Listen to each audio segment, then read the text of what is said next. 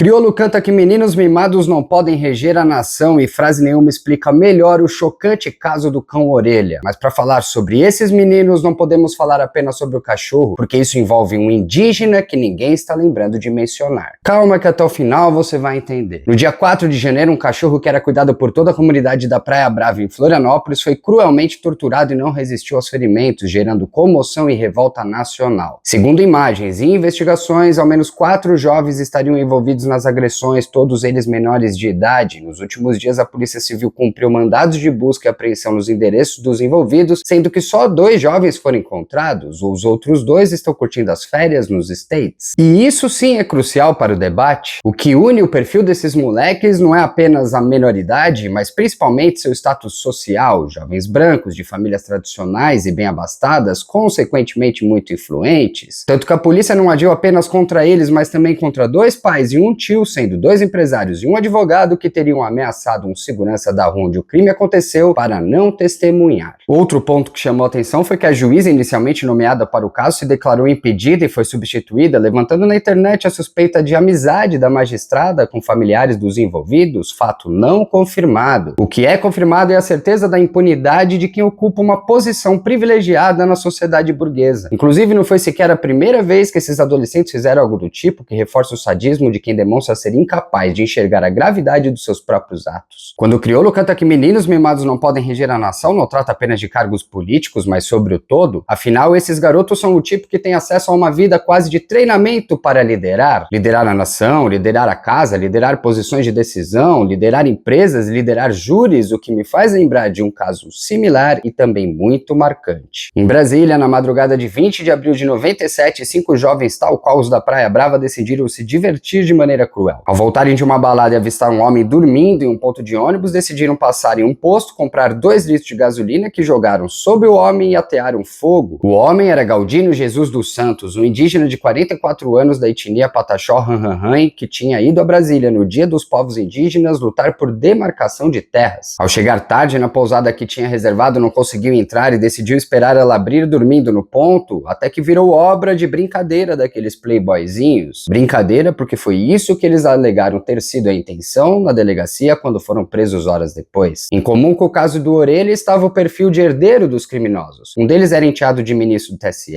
outro filho de juiz federal, todos de famílias tradicionais de Brasília, o que claramente ajudou a postergar o julgamento por anos. Mas diferente do caso do Orelha, apenas um dos 5 envolvidos era menor e teve medidas alternativas, enquanto os outros 4 foram condenados a 14 anos por homicídio doloso qualificado. Pena que ao cumprirem metade foi suficiente para lhes garantir liberdade condicional em 2004. A perversidade comum em ambos os casos choca, mas não deveria chocar mais que sabermos quem de fato motiva isso. Os pais que tentam esconder os crimes dos filhos para não manchar a imagem da família tradicional brasileira, claro que tem responsabilidades, mas não quero reproduzir o discurso raso de culpar a criação, especialmente quando o ônus recai mais sobre as mães. O que de fato mima esse tipo de gente não são suas famílias em si, mas toda a estrutura que nos cerca. Em um capitalismo de castas não declaradas, eles já nasceram para ocupar altas posições e convivem desde pequenos com o sentimento de serem intocáveis. E ainda que raramente respondam por seus atos, o futuro deles é bem diferente de qualquer outro ex-recluso. Quem antes já era marginalizado e passa pelo sistema prisional sai de lá ainda mais marginalizado, mas a quem sempre foi acolhido, ao sair da cadeia, o que não falta é o acolhimento de sempre, da família, dos amigos, mas sobretudo da estrutura. Não sei o que será do futuro desses adolescentes que perseguiram cachorros, mas não é difícil imaginar quando se tem o exemplo do Galdino. Todos os envolvidos no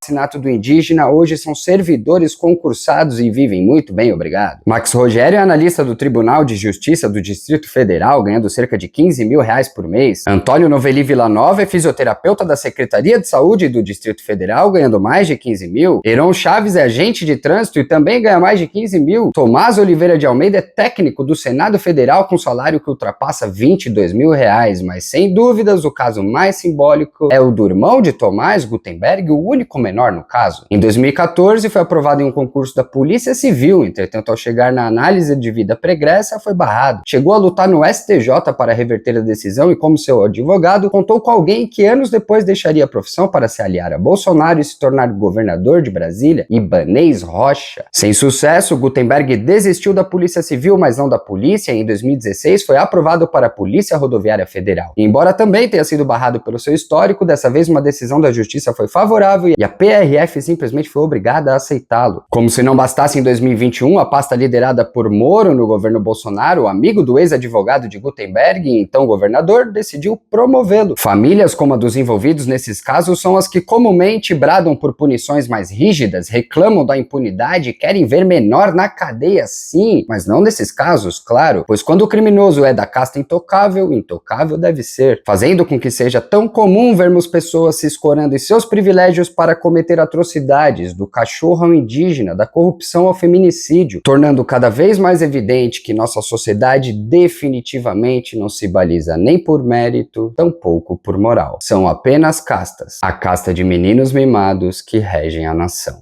É nóis!